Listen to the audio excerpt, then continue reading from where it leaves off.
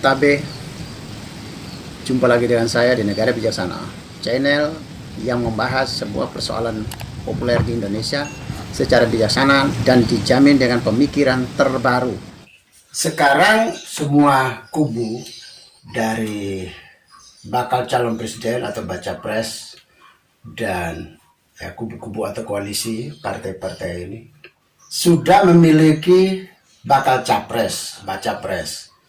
Seperti ada baca pres Prabowo Subianto, ada baca pres Ganjar Pranowo, ada baca pres Anies Baswedan. Terlepas dari seberapa besar peluang mereka sebagai capres nanti, karena juga membutuhkan koalisi untuk memenuhi persyaratan electoral threshold dan juga tergantung dari para penguasa partai yang mau memberi dukungan.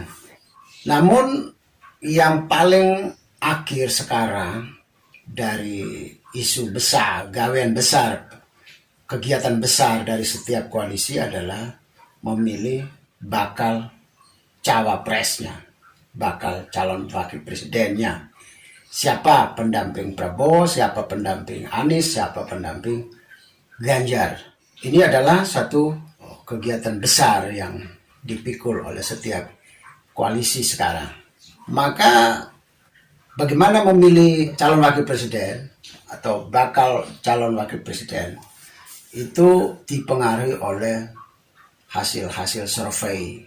Lembaga-lembaga survei menyodorkan hasil survei mereka, mana yang tertinggi, kemudian keputusan politik yang diambil oleh para partai politik atau para koalisi selalu manut, patuh kepada hasil-hasil survei, terutama beberapa lembaga yang dilihat sebagai lembaga-lembaga yang banyak orang memberi kepercayaan.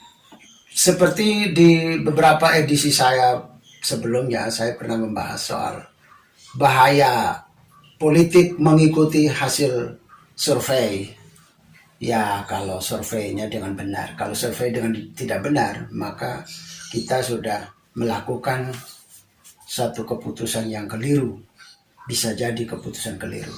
Tapi semua sudah terjadi, termasuk deklarasi-deklarasi bakal capres kita juga dipengaruhi oleh hasil survei.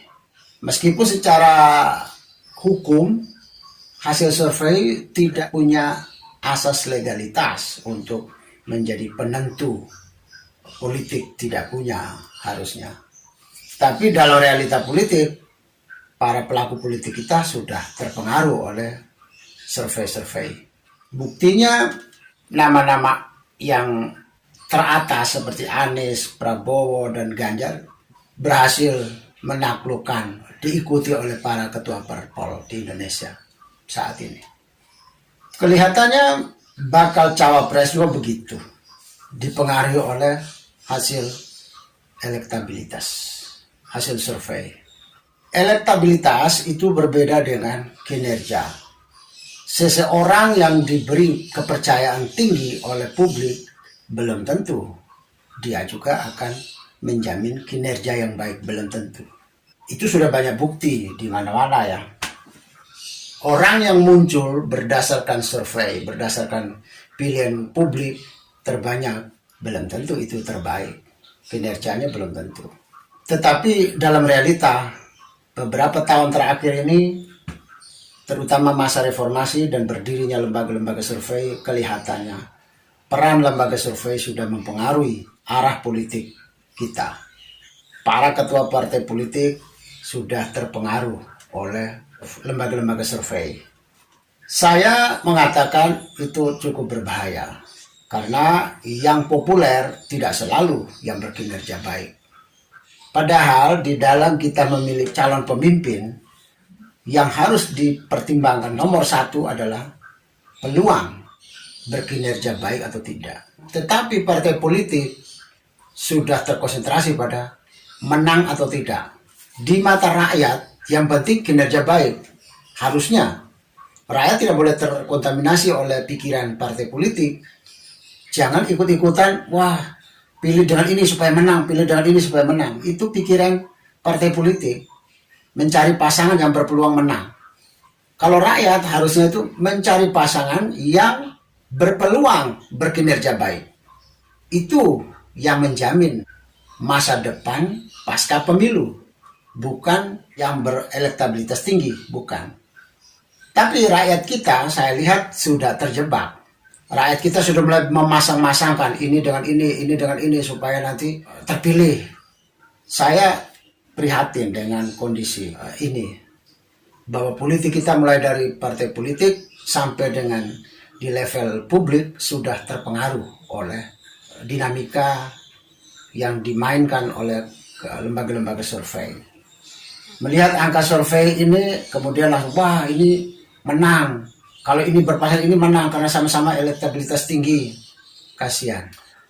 Kita tidak perlu jauh-jauh melihat. Tapi kita belajar, cukuplah kita belajar dari wakil presiden kita sekarang, Kiai Ma'ruf Amin. Secara elektabilitas berpasangan dengan Pak Jokowi pada tahun 2019 menang elektabilitas tinggi. Tapi secara kinerja, pertanyaan saya, apakah wakil presiden kita dari 2019 sampai 2024 yaitu Kiai Ma'ruf Amin, apakah berkinerja sudah baik?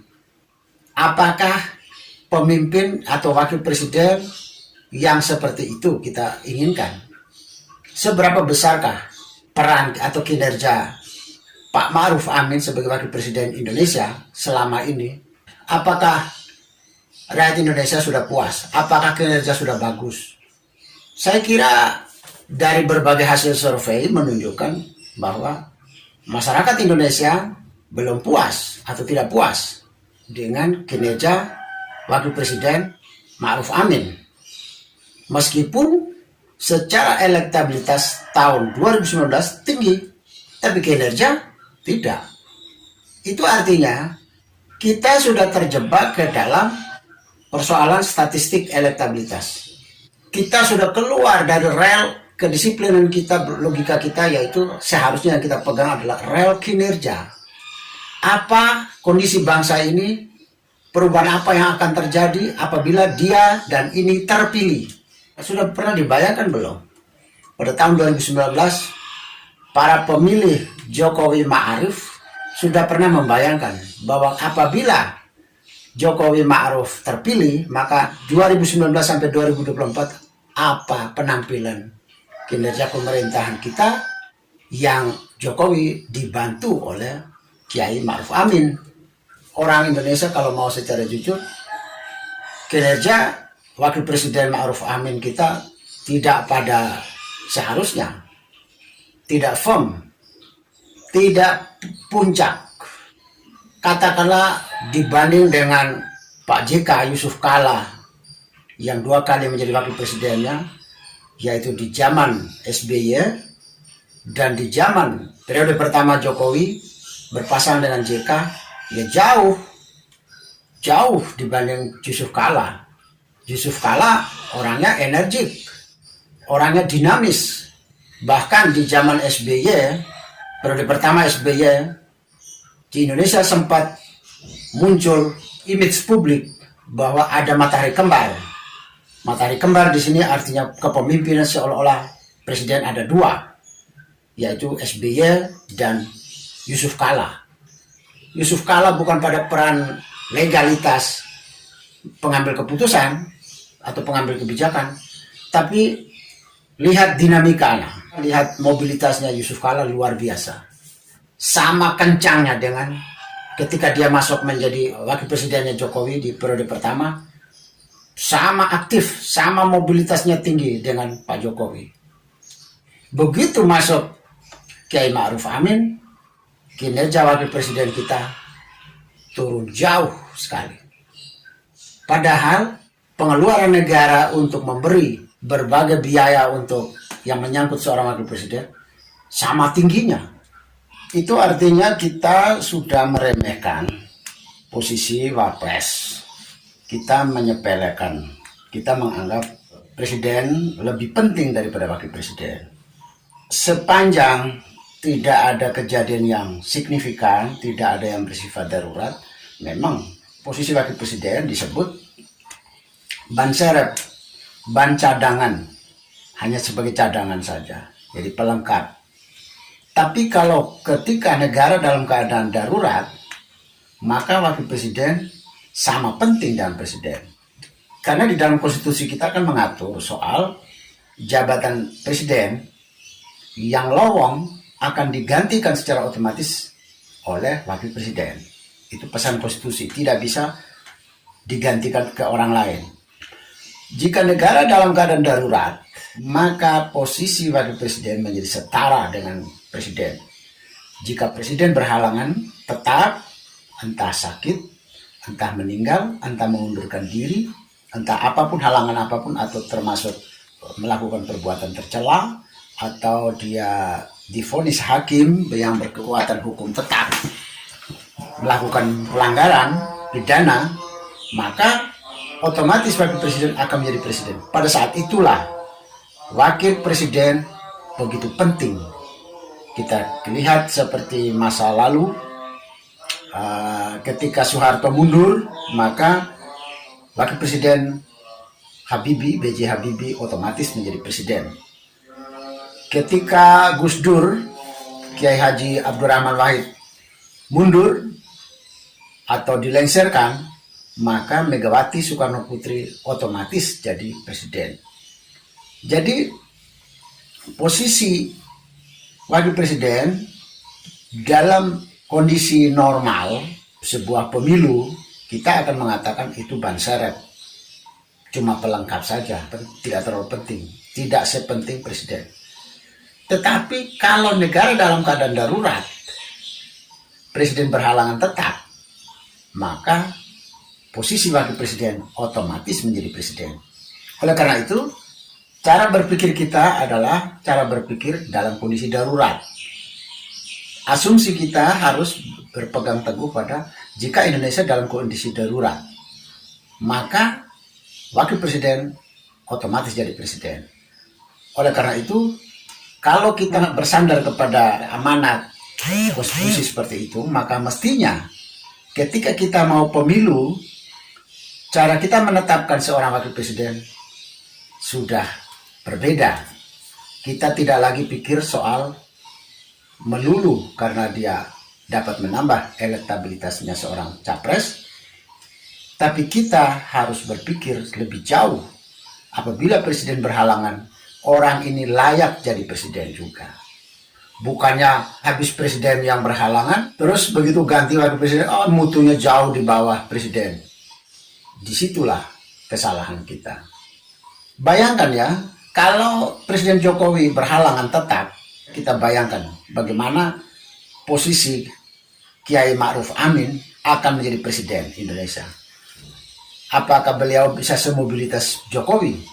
Apakah beliau mampu terbang dari pagi sampai malam keliling Nusantara seperti Pak Jokowi?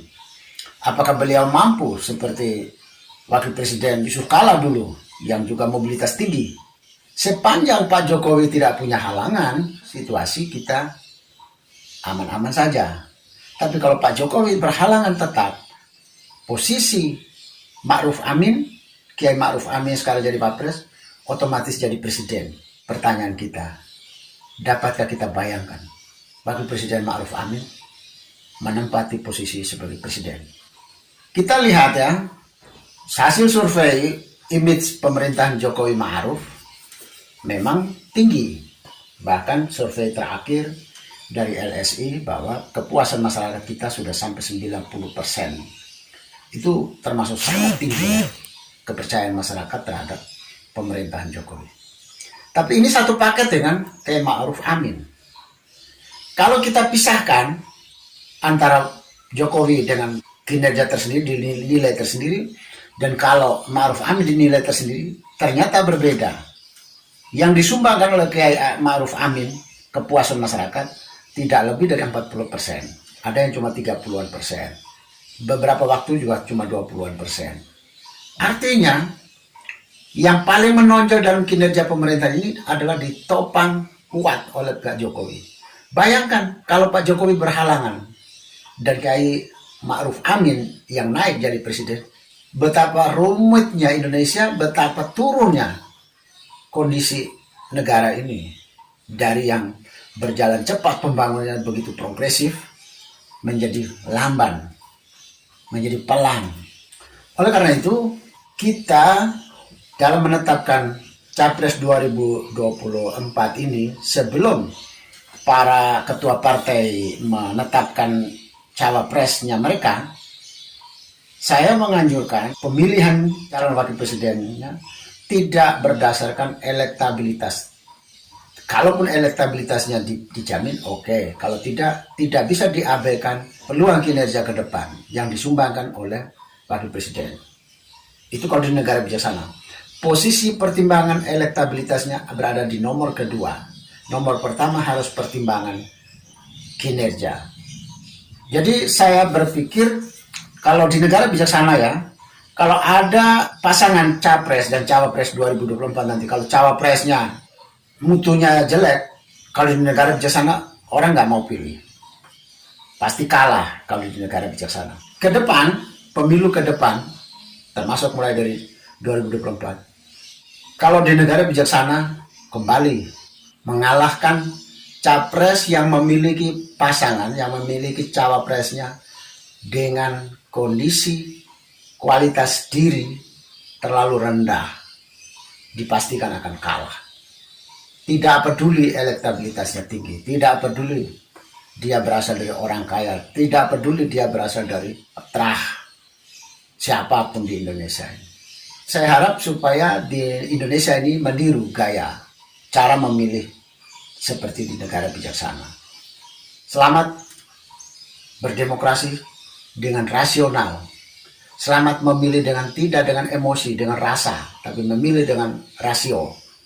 Lihat orang yang tidak punya potensi yang besar, jangan dipilih. Pilihlah pasangan yang memiliki potensi kinerja paling besar. Pilihlah capres yang memiliki potensi paling besar untuk berkinerja baik, dan pilihlah pasangan yang memiliki cawapresnya dengan potensi tertinggi juga, dengan kinerja tertinggi juga.